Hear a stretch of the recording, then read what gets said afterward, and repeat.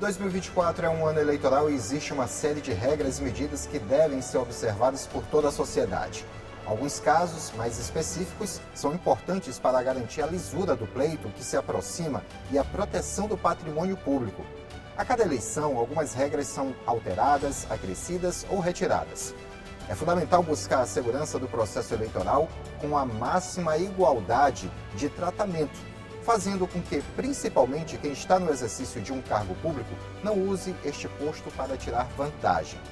Diante de tal situação, o que é permitido e o que é proibido a quem é servidor público? A Lei das Eleições aborda diretamente sobre o comportamento e conduta do funcionalismo público durante o período eleitoral. Quem fiscaliza a atuação dos servidores? O que acontece quando alguma regra é infringida? Essas e outras questões estão no debate do Contraplano de hoje.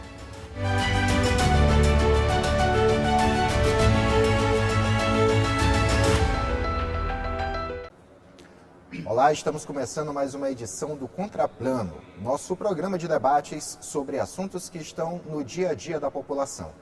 Eu sou o João Carvalho e hoje trazemos convidados para debater a Lei das Eleições e Condutas Vedadas. A nossa bancada está formada da seguinte forma: o consultor legislativo, mestre em Controladoria e Administração, Dr. Flávio Olímpio. O procurador do Estado do Maranhão, mestre em Direito Constitucional, Marcos Bacelar. E o membro da Comissão de Direito Eleitoral da Ordem dos Advogados do Brasil Seccional no Maranhão, Dr. Luciano Alan. Eu quero começar a nossa conversa me direcionando a justamente o motivo de hoje nós estarmos aqui, a provocação que foi justamente o lançamento da cartilha das condutas vedadas, que foi feito pela Procuradoria-Geral do Estado na terça-feira passada, doutor Marcos. Eu queria que o senhor falasse para a gente o que traz essa cartilha.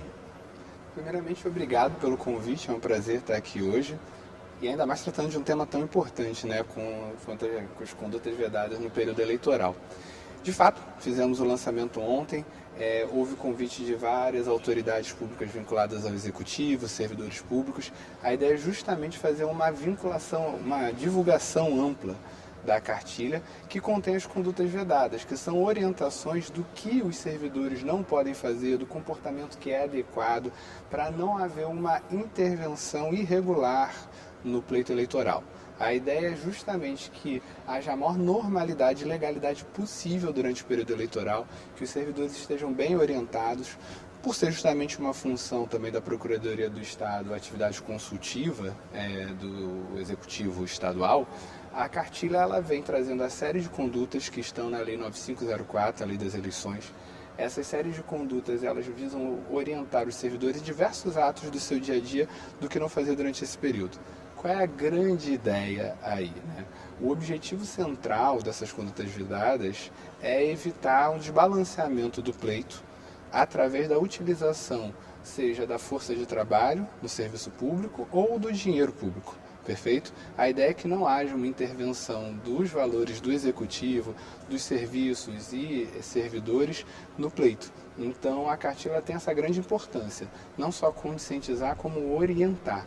E daí veio a cartilha, foi lançada ontem, teve uma grande participação, TV Alem esteve lá, foi muito bem recepcionada, muito obrigado, ajuda bastante nesse serviço público. A cartilha ela encontra-se no site da Procuradoria-Geral do Estado do Maranhão. Basta entrar no site, acompanhar também pelas redes sociais durante esse período que está nos stories e nos feeds, para poder baixar, fazer a leitura, tanto servidor público estadual quanto servidor público de outros entes ajuda, porque a ideia é que nenhum servidor público, independente de ser estadual ou não, acabe intervindo de forma irregular no período eleitoral. Eu vou agora para outra ponta da mesa e falar com o doutor Luciano. Doutor Luciano, a Procuradoria faz o seu trabalho de educar, né, de conscientizar o servidor, e muito se fala que o Ministério Público fica atento ali a observar se as regras estão sendo aplicadas. Mas no caso da OAB, como é que ela também se envolve nessas questões para manter essa equidade, né? Manter essa igualdade entre todos aqueles que estão participando do pleito. Quero também agradecer o convite, me sinto muito honrado, quero saudar os colegas aqui que compõem esta ilustre mesa, aos membros da TV Assembleia, aos deputados estaduais na figura da nossa presidente Iracema.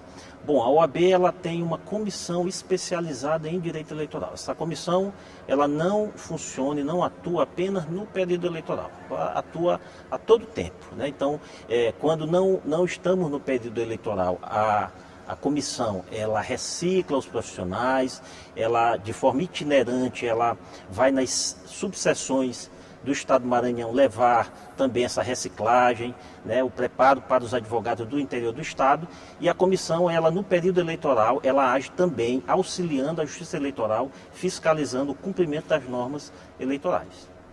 Dentro dessas fiscalizações que são feitas através da comissão da OAB, o que é mais observado durante o período em que as eleições estão de fato acontecendo? Ali, aquele período que antecede ao dia da votação, que são os dias mais fortes, 180 dias, 90 dias, como é que é mais dada a atuação da OAB? A OAB, na verdade, ela não é um órgão de fiscalização, né? E também não tem legitimidade para ajuizar ações no período de campanha, né, período eleitoral. Então a OAB, na verdade, ela atua auxiliando a classe nesse período, né, recebendo reclamações, direcionando para os órgãos competentes para apurar. A fiscalização ela é feita, em primeiro lugar, pela Justiça Eleitoral.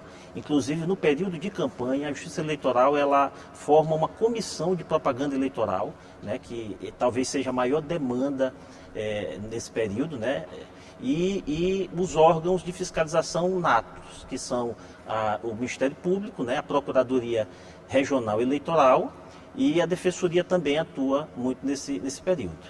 E a fiscalização também é feita pelos partidos políticos, pelas coligações, né, que fiscalizam normalmente os seus opositores, os seus oponentes nesse período de eleição, e levam para a Justiça Eleitoral as demandas relacionadas ao descumprimento das normas. E a OAB, de forma auxiliar, ela dá um amparo para a classe nesse período. Certo, vou conversar agora aqui com o doutor Flávio. Doutor Flávio, dentre vocês três que são convidados, conversando previamente, só me falou a respeito de ter uma especialização mais voltada para a prestação de contas, né? Então, é sempre observado nesse quesito também, né, a origem, né, da verba que foi utilizada por determinado candidato, visto todo o caminho que porventura essa verba percorreu, e se porventura não foi utilizada até mesmo usando a própria máquina pública. É observado isso também quando tem essas questões, doutor? Olá, João. Primeiramente dizer da minha satisfação de compor a mesa com os colegas, de participar desse programa aqui da TV Assembleia, parabenizar a iniciativa na pessoa também da presidente Iracema Vale.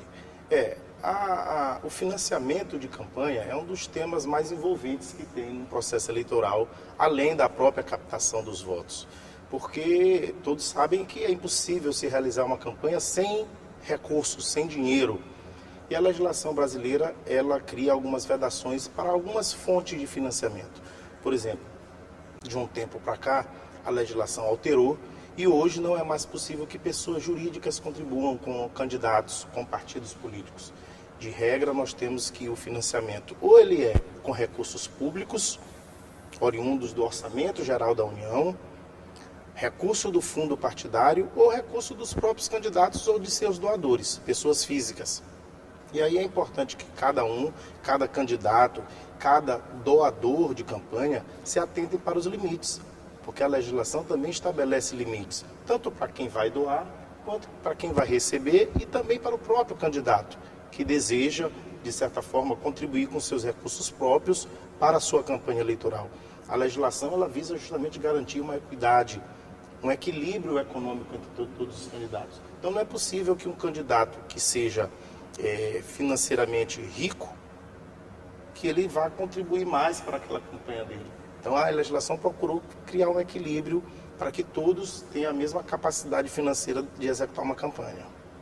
Certo. Eu queria ainda, conversando com o senhor, verificar um fato que muita gente na sociedade questiona, que é a respeito, às vezes, da utilização do servidor público, né, em prol de um determinado, né, candidato.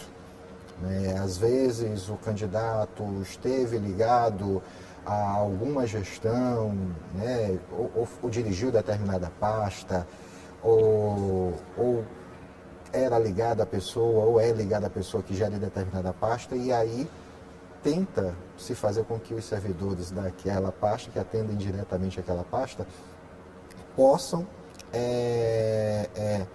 contribuir, né, na campanha daquele candidato.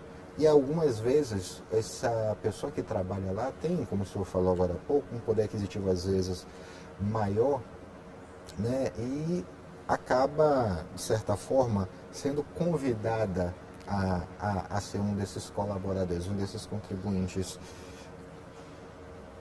Dentro disso que o senhor já falou, de que forma que essa pessoa ela pode fazer isso sem se prejudicar, principalmente sendo um servidor público? A legislação ela é muito rigorosa no que se refere às vedações de servidores públicos. A cartilha, como bem mencionou o colega Marcos, da Procuradoria-Geral do Estado, visa garantir que os servidores se comportem, vamos assim dizer, atendendo à legislação, principalmente nesse período eleitoral, para evitar que o serviço público, o Estado em si, interfira nas eleições, no poder de captação e de decisão de cada eleitor. Porém, também é necessário dizer que, embora a pessoa seja candidata, seja servidor público, ele não se abstém do exercício do seu direito político, do seu direito de cidadão, de participar, de patrocinar candidatos de seu interesse. Então, a legislação não veda que servidores públicos, ainda que politicamente vinculados a determinados candidatos, façam contribuição financeira. Não, a legislação não cria qualquer tipo de vedação a isso. Ela cria limites de vedação que vale tanto para servidores públicos quanto para não servidores públicos. Certo, agora eu vou voltar para o Dr. Marcos, aproveitando esse gancho, né, isso que ele falou, Dr. Marcos. Mas, diante da sua posição como servidor público, essa pessoa precisa observar alguns comportamentos.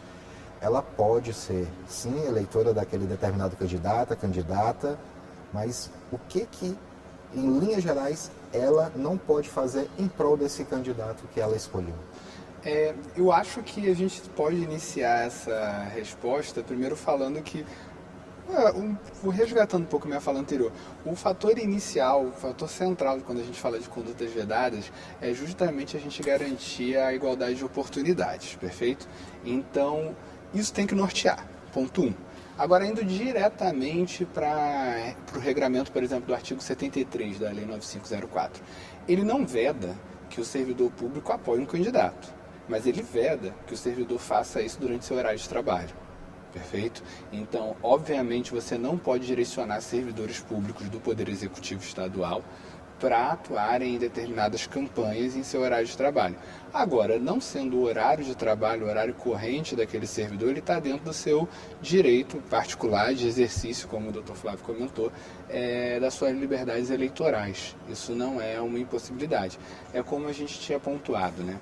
Nós temos determinadas vedações que visam impedir que tanto os recursos humanos do Estado como os recursos financeiros, eles desbalanceiem ou sejam usados em prol de um indivíduo. Certo? Então, a legislação ela visa equilibrar. Obviamente, o servidor ele vai ter seu direito de manifestação e de apoio a um candidato, não deve fazer isso no horário de trabalho. É óbvio que também deve evitar fazer qualquer tipo de atos de manifestação pública ou de campanha no ambiente do serviço público, é importante que não seja realizado. Agora, fora do espaço público, do seu local de trabalho, no seu horário de expediente, fora do seu horário de expediente, apoie quem você bem entender, esse é justamente o objetivo da eleição, né?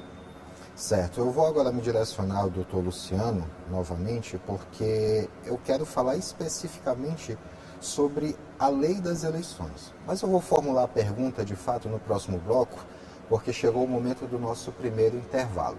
Nós vamos rapidinho para o intervalo e voltamos já com o segundo bloco do Contraplano desta terça-feira.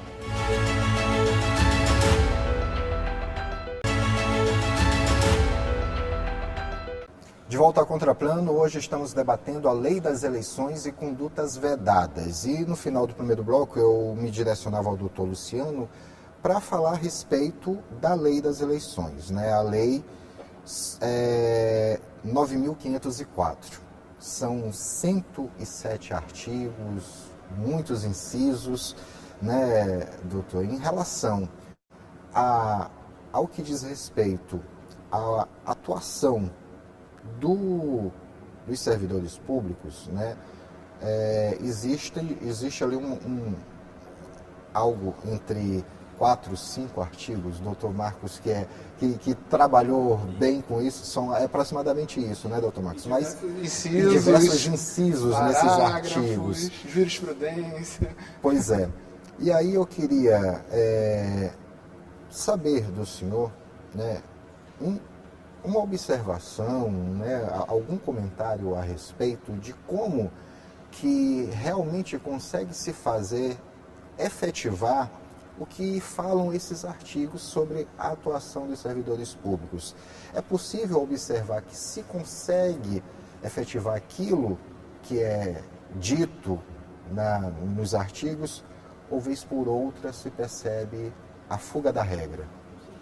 As eleições, elas são regidas por um conjunto de normas. A Lei 9.504, ela é apenas mais uma, né? É a chamada Lei das Eleições. Ela é uma lei de 97, mas acaba não sendo defasada porque o TSE, através de resoluções, a cada eleição atualiza aquela lei, aquela norma, de acordo com o cenário atual. Então é uma lei que ela serve como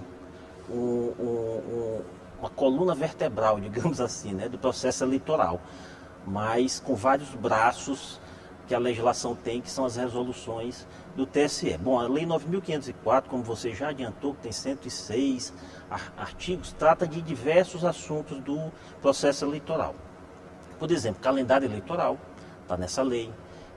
A parte que trata de registro de candidatura está nessa lei, propaganda eleitoral, prestação de contas. Então é uma lei bem ampla, certo? Que ela é complementada por esse conjunto de normas, principalmente pelas resoluções do TSE. No que tange essa parte que você citou, das condutas vedadas, inicia-se no artigo 73, né? E tem diversos incisos nesse artigo, e cada inciso trata de uma conduta diferente, todas voltadas e direcionadas para os agentes públicos, que são todos aqueles que direta ou indiretamente têm alguma ligação com o poder público, né? Seja no poder executivo, no poder legislativo, nas empresas públicas, autarquias, todos estão vinculados, né, a essa norma. E as proibições estão no corpo da lei. Ou seja, o cidadão não vai poder dizer que praticou determinado ato por desconhecimento, por ignorância, porque a lei ela disciplina. E nessa mesma lei tem as consequências do descumprimento. Essas consequências elas podem alcançar os candidatos, mas também o agente público que praticou aquela conduta, né? São muitas das vezes consequências severas para o servidor, talvez até mais severas que para o próprio candidato.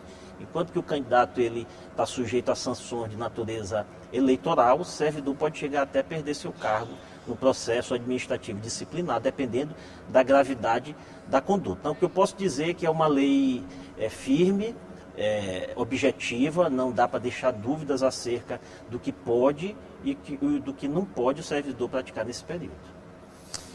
Doutor Flávio, queria saber agora do senhor, porque a lei é muito clara, o servidor público tem que seguir determinadas orientações que são dadas justamente pela lei, mas muitas das vezes ele não se dá o trabalho de pegar a lei, ler a lei, entender a lei para saber de que forma ele deve se comportar.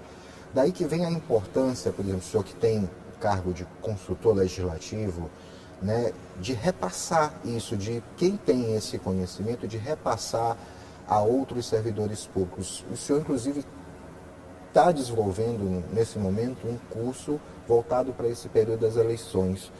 Dentro desse curso, essas questões também são trabalhadas junto com o público, porque me parece que um dos alvos do público são justamente os servidores. É isso, doutor? Exatamente.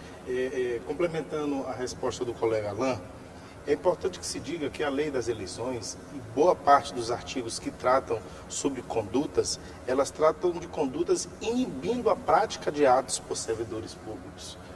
E veja, a gente tem duas figuras de servidores públicos. A gente tem a figura do servidor público geral, vamos dizer assim, e tem a figura do servidor público que realiza as eleições, aqueles que fiscalizam, os funcionários do Poder Judiciário eleitoral, né? Então, esse é um tipo de servidor. E quando a gente diz da lei, das proibições que a lei trata, é para todos os demais, não só servidores públicos, como bem pontuou o doutor Luciano Alain, para os agentes públicos, que é um conceito amplo. A própria legislação, ela ampliou o conceito de quem é servidor público para efeito da lei das eleições. Por exemplo, uma pessoa que possui uma barraca na feira, em determinada situação, ela pode ser considerada servidor público quando da infringência da lei das eleições. Então, né, o próprio estagiário, que todos os órgãos do Estado possuem, pessoas que exercem atividade de taxista.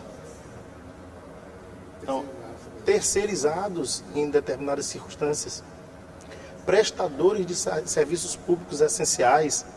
Então, é necessário que não apenas se tenha a visão de que são aqueles servidores efetivos ou exercentes de cargos em comissão, mas todos aqueles que direta ou indiretamente se vinculam ao Estado, que recebem recurso do Estado, ou que são permissionários ou concessionários de serviços públicos. A lei, ela existe para inibir condutas e garantir uma equidade, um equilíbrio entre as forças políticas que disputam uma eleição. O senhor colocando isso, me veio agora em mente algo que eu já vi por mais de uma vez.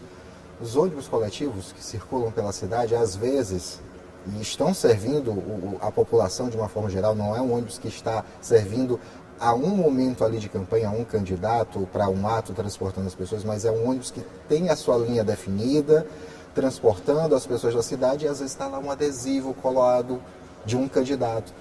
Não, possivelmente, eu acredito que possivelmente não foi o dono da empresa, não foi o motorista, não foi o cobrador do ônibus. Às vezes na rua alguém colou, mas nesse tipo de situação, o que pode acontecer? Isso é importante porque a propaganda eleitoral é um dos temas que a Lei 9.504 trata, e existem outros regramentos que tratam muito especificamente sobre a propaganda eleitoral. E um dos pontos chaves, um dos pontos que a lei pontua com muita veemência, é a proibição de utilização de espaços públicos, e no caso o ônibus não deixa, ainda que seja de propriedade particular, mas presta um serviço público, ele é considerado um espaço público. Então, por isso, também é vedada a manifestação política, como campanhas dentro do ônibus, fixação de adesivos, de cartazes, dentro do período de campanha eleitoral. Também se vê, eventualmente, no período de pré-campanha ou nos períodos que se antecedem mesmo ao período eleitoral, divulgações de atividades de políticos. Isso aí é uma outra coisa, aí não se encaixa na lei das eleições. Podem até estar só incorrendo em alguma infração, mas não diretamente vinculadas às eleições. Então é importante que se diga, os espaços públicos, eles também são garantidos, são reservados e proibidos de serem utilizados para propaganda eleitoral. Mas nesse caso específico, quando uma terceira pessoa que não foi o candidato, não foi o dono da empresa, não foi o motorista, não foi o cobrador, ninguém. Foi uma pessoa que o ônibus estava passando na avenida, estava tendo um ato político, a pessoa pulou. Isso pode, de certa forma, prejudicar ali aquele proprietário da empresa, e como ele pode justificar que não foi ele que fez aquilo? É importante essa colocação, porque são vários cenários que advêm daí. O primeiro, a Justiça Eleitoral, que tem a incumbência participa de fiscalizar. Os candidatos que eventualmente tem o candidato que eventualmente tem o seu nome lá, ele também tem esse dever de fiscalizar. Até porque se aquela propaganda ela teve uma potencialidade na eleição de angariar votos, imagine um município que possua apenas dois ônibus. São Luís tem várias linhas de ônibus, mas você imagina um município que tenha 2 ônibus. Aí um ônibus está plotado com o nome do candidato cheio de adesivo. Aquilo ali tem uma potencialidade de interferir na eleição. Então aquele candidato ele pode vir a ser prejudicado. Então ele, primeiramente, é quem deveria exercer o seu poder de fiscalização e ir lá coibir esse tipo de ação da equipe dele ou dos seus eleitores, né, dos seus apoiadores.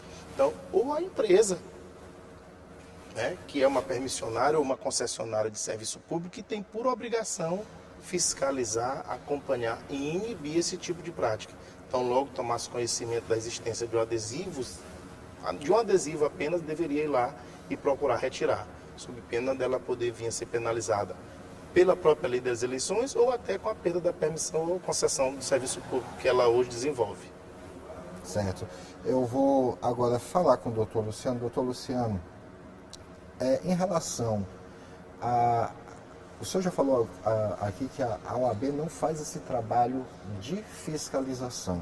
Mas se porventura um cidadão comum perceber que está havendo algum abuso, né, e isso acontece muito em outras localidades, tirando São Luís, mas perceber que está havendo algum abuso por parte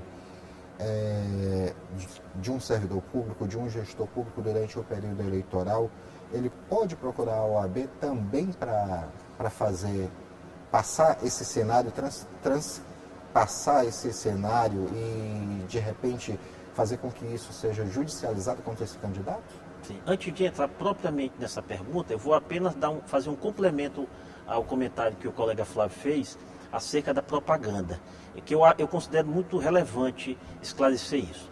É claro que a propaganda irregular, ela vai fugir do controle dos candidatos e dos partidos. Normal. É impossível que uma campanha controle toda a propaganda eleitoral distribuída dentro de uma circunscrição.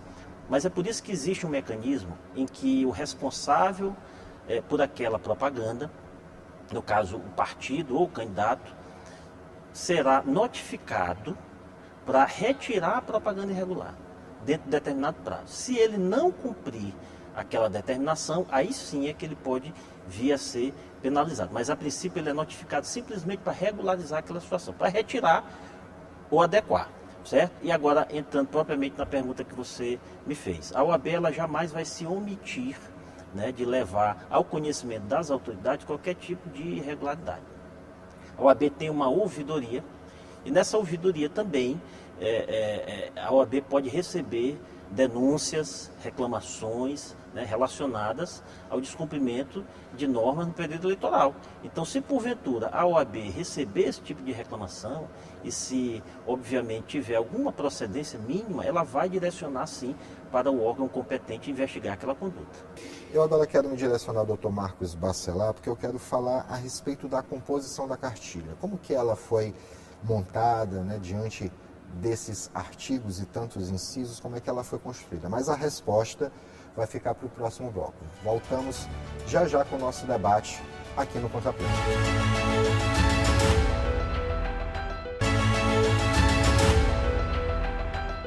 Contraplano de volta para o último bloco, hoje debatendo a Lei das Eleições e Condutas Vedadas. Participam desse debate o consultor legislativo, mestre em Controladoria e Administração, doutor Flávio Olímpio. O procurador do Estado do Maranhão, mestre em Direito Constitucional, Marcos Bacelar. E o membro da Comissão de Direito Eleitoral da OAB Maranhão, doutor Luciano Alan. No final do bloco anterior, eu fiz o questionamento, doutor Marcos, a respeito dessa compilação do que fala a lei das eleições sobre as condutas vedadas, né? Como é que foi essa montagem da cartilha com base, né, nessa lei? É uma preocupação do Procurador-Geral do Estado, Dr. Valdênio Caminha, né, fazer uma cartilha que fosse simples para o servidor poder ler e entender, ainda que ele não seja da área jurídica, né? Então, essa foi uma preocupação passada desde o início e a gente buscou formar uma equipe, certo? Para fazer um estudo e atualização, tanto da jurisprudência como da legislação. E como a cartilha é formada para iniciar, a gente precisa dizer para o servidor quem vai ser considerado servidor, né? Quem é alcançado por ela, né? A gente traz essa parte da nossa cartilha, fazendo essa orientação, quem é servidor, sob que condições ele pode ser alcançado ou não por essas normatizações. Um exemplo que é muito importante de ser dado para o servidor público do Estado do Maranhão entender. Não importa se havia ou não um intuito eleitoral na hora que você pratica uma conduta vedada. O que importa é que você praticou. Ou seja, é um ato que tem um caráter objetivo. A jurisprudência ela traz relatando isso, né? A objetividade dela. A resolução 23735 também pontua a objetividade da conduta. Então, é importante que o servidor leia, baixe, analise cada uma das condutas vedadas, tá de forma simplificada ali para amplo entendimento, porque se for praticada, você sim corre o risco de ser responsabilizado, assim como o candidato beneficiado, né? Que são os dois alvos, né? No caso de uma prática daquela conduta, né? Ainda que você não tenha visado o benefício eleitoral de um determinado candidato, se você incide naquela conduta, há uma presunção de que há uma problemática, que há uma ilegalidade. E a cartilha ela foi separada nas vedações que envolvem o ano eleitoral, as vedações até 6 meses antes do pleito, ou no primeiro semestre, que há um detalhezinho na legislação, mas lá é apontado, e também as vedações nos 3 meses antes do pleito. Vale observar, para todos tomarem um cuidado redobrado, que os 3 meses antes do pleito iniciam dia 6/7. Inclusive a gente pontua na cartilha cada um dos períodos e marcos eleitorais. O ano eleitoral todo mundo já sabe que estamos, esse é mais fácil, né? Título de exemplo, se a gente pegar condutas vedadas durante todo o ano eleitoral, inclusive que se ampliam para além do ano eleitoral, não pode se ceder nem usar imóveis públicos para beneficiar candidatos, perfeito? Um grande exemplo que às vezes está um pouco fora do radar das pessoas, e é um exemplo, eu acho que da modernidade, interessante de ser pontuado, é que normalmente quando fala não posso ceder um imóvel público, você vai pensar assim, eu não posso ceder um casarão público onde está uma secretaria para montar o gabinete do candidato, ou o QG de campanha, o comitê do candidato. Isso é meio óbvio, as pessoas já iriam inferir com facilidade. Mas, por exemplo, a jurisprudência recente do Tribunal Superior Eleitoral pegou um caso interessantíssimo em que se verificou que a Secretaria de Saúde cedeu dados de diversos, no caso, pacientes e também possivelmente de servidores, para que determinado candidato pudesse disparar mensagens em massa. Então, assim, você incide certamente no que você não pode ceder nem usar móveis ou imóveis. Então, a cessão de dados, ela cai ali no imóvel, né, no bem, ou melhor, no móvel, é um bem que você não pode ceder, que você viola inclusive a LGPD. Vale observar, então você ainda faz uma violação dupla, né? Você viola a legislação eleitoral, viola a LGPD, certamente a lei de improbidade também será violada. Então é um bom exemplo do que você não pode fazer, na verdade, em momento nenhum, né? Mas no ano eleitoral você ainda vai incidir nas vedações eleitorais. Você pode trazer também a questão dos 6 meses antes do pleito. Você não pode fazer revisão geral anual dentro da circunscrição do pleito. No caso, isso alcança os municípios. Não pode, por exemplo, um prefeito fazer uma revisão geral anual 6 meses antes do pleito, porque, obviamente, é uma forma de influenciar no pleito. Olha, eu vou fazer a revisão geral para todos os servidores aqui. Isso poderia desbalancear justamente o objetivo da lei, impedir que haja um desbalanceio na igualdade de oportunidades, além do que já há, porque há pessoas mais ricas e mais pobres, isso já acontece, mas já há de haver limitações. E para finalizar minha fala, trazendo mais um exemplo, de 3 meses antes do pleito, você também tem uma série de vedações, que são as que iniciam início do próximo mês. A gente pode trazer, por exemplo, a publicidade institucional. Você, meu cara, que está acostumado a trabalhar com a publicidade institucional, sabe que muitas vezes você tem uma grande restrição no seu trabalho quando você chega 3 meses antes do pleito. Justamente porque você não pode ficar noticiando, impulsionando através das redes públicas, seja redes sociais ou sites, a figura de candidatos, justamente para você não poder usar essa máquina. Tanto que a resolução 23753, na verdade, ela pontua, né, que 3 meses antes do pleito você já tem que adequar toda a sua publicidade, retirar as vinculações aos candidatos.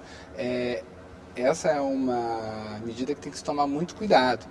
É uma medida que, no geral, ela alcança a circunscrição, ou seja, vai alcançar o município.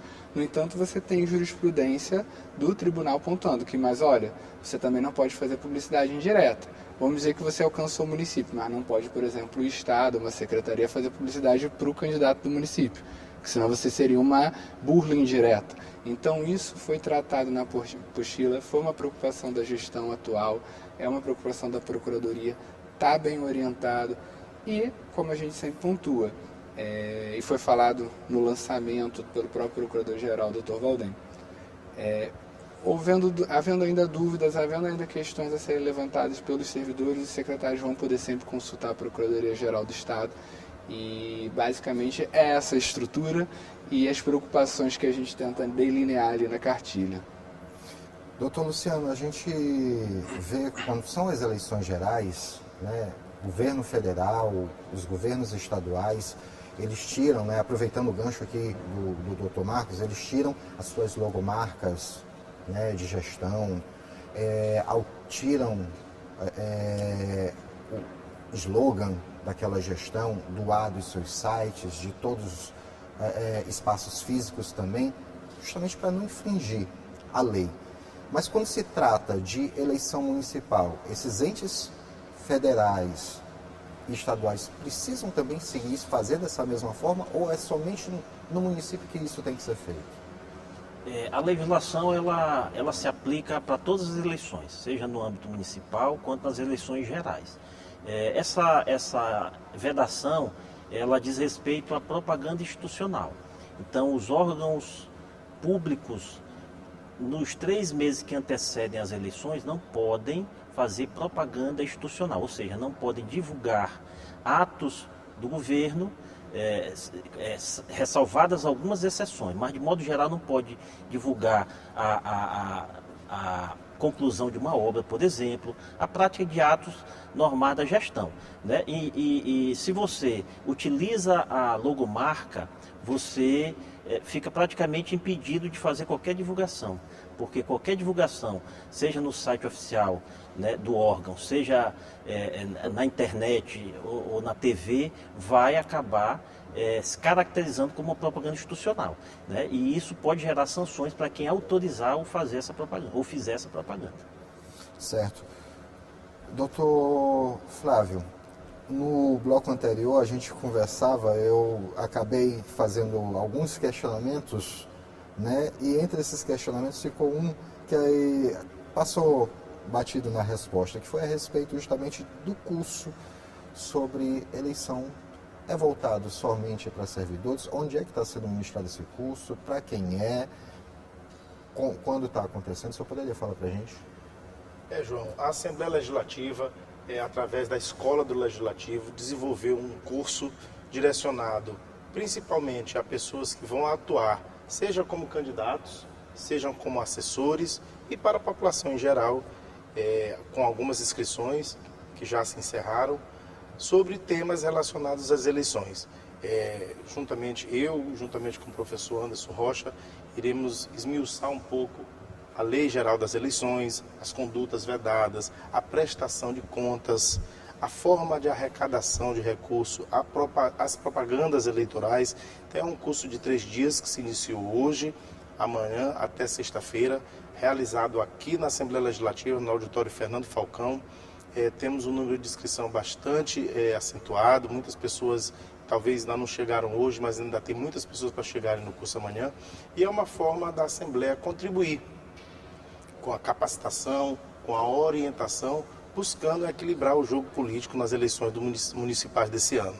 Outros cursos nessa mesma linha devem acontecer? Sim, a escola tem uma programação extensa de treinamentos, de capacitação, e os próximos cursos são direcionados inclusive ao marketing político, né, que também é um tema do momento em que todos os candidatos são afetos, a propagandas políticas, ao uso das mídias sociais na questão das campanhas políticas, serão um dos próximos temas que serão abordados pela escola. Que de certa forma tem ligação com essas condutas vedadas, porque precisa saber bem como vai usar esse marketing. Então a gente idealizou agora fazer iniciar o curso com a base, com a solidificação teórica, principalmente das proibições, para depois vir a questão mais operacional, prática e midiática das campanhas políticas. Certo. A gente já está encaminhando aqui para o encerramento do nosso programa. Quero de antemão agradecer a presença de vocês e abrir agora espaço para as considerações finais, e quero começar justamente pelo senhor, Dr. Flávio. Fique à vontade para falar sobre algo que porventura acabamos não explorando no programa.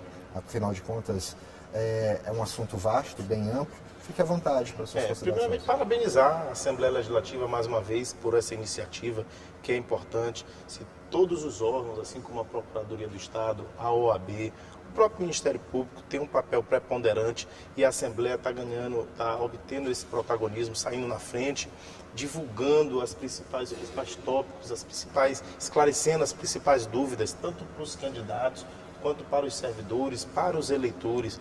O próprio curso de formação que a escola está oferecendo busca atingir esse objetivo de levar conhecimento, maior esclarecimento à população, aos candidatos sobre esse processo, buscando garantir um equilíbrio das forças políticas do nosso estado, já que as eleições municipais elas acontecem em todos os municípios do estado para o cargo de prefeito, vereador. Nós temos mais de 200 municípios no estado do Maranhão, é um estado que possui um número de municípios relevante, considerando o total de 5 mil municípios que existem no Brasil. E só parabenizar a Assembleia por essa iniciativa, na pessoa da nossa presidente Iracema Vale. Certo. Doutor Marcos, fique à vontade para suas considerações.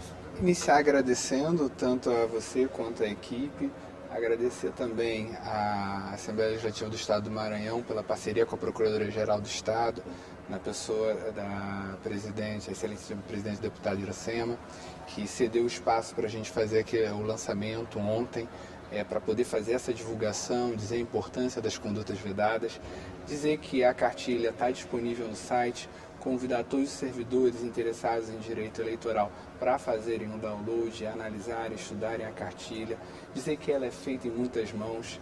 O nosso digníssimo Procurador-Geral do Estado, Valdênio Caminha, tem uma equipe que está esforçada em justamente orientar os servidores da melhor forma possível. Foi feito também com participação minha, participação da Procuradora Marta Monteiro, participação do Procurador Vitor Paiva. Então foram muitas mãos com muito cuidado buscando orientar. E terminar basicamente dizendo que a importância de seguir essas regras do jogo é justamente para que todo mundo jogue o jogo, e ainda quem perdeu possa dizer, pelo menos ele foi jogado seguindo as regras, dessa vez eu perdi, mas na próxima vez eu posso ganhar. Então a importância de seguir essas regras é para você entender que há um regramento que dá legitimidade a esse jogo, e às vezes você ganha, às vezes você perde, e está vindo aí a eleição. Certamente será um sucesso para a nossa democracia, e a Procuradoria-Geral do Estado do Maranhão vai estar sempre presente, buscando orientar os servidores na sua atividade consultiva. Eu agradeço, meus caros. Tá certo. Inclusive, neste exato momento, está aparecendo aí na tela o site da PGE, onde pode ser encontrada essa cartilha, tá bom? O endereço www.pge.ma.gov.br. Doutor Luciano, à vontade agora para as suas considerações. Quero também agradecer o espaço, parabenizar a Assembleia, pela preocupação de esclarecer pontos tão relevantes, orientar, sobretudo, os servidores quanto às condutas vedadas, e dizer que a OAB ela também exerce um papel, eu diria até fundamental, no exercício da democracia, e não é diferente no período eleitoral. A OAB, através da Escola Superior de Advocacia, disponibiliza não só para a classe dos advogados, mas para a comunidade geral, cursos, muitos deles gratuitos. Então eu convido a todos que estão nos assistindo a conhecer o site da OAB, e na aba ESA, verificar quais são os cursos disponíveis, especialmente nesse ano tão importante que é o ano de eleição. Certo. Quero agradecer mais uma vez a presença dos três aqui conosco para fazer esse debate tão importante neste ano, que é um ano eleitoral e é preciso repassar sempre para a população cada detalhe do que as pessoas precisam seguir atentamente para não infringir a lei. Muito obrigado. E chegamos ao fim do Contraplano de hoje. Tivemos a produção e direção da Aline Cantanhede. Você pode assistir a reprise desta edição em nossa programação ou em nosso canal do YouTube TV Assembleia Maranhão. Nós voltamos com uma nova discussão no Contraplano da semana que vem. Até lá, paz e bem.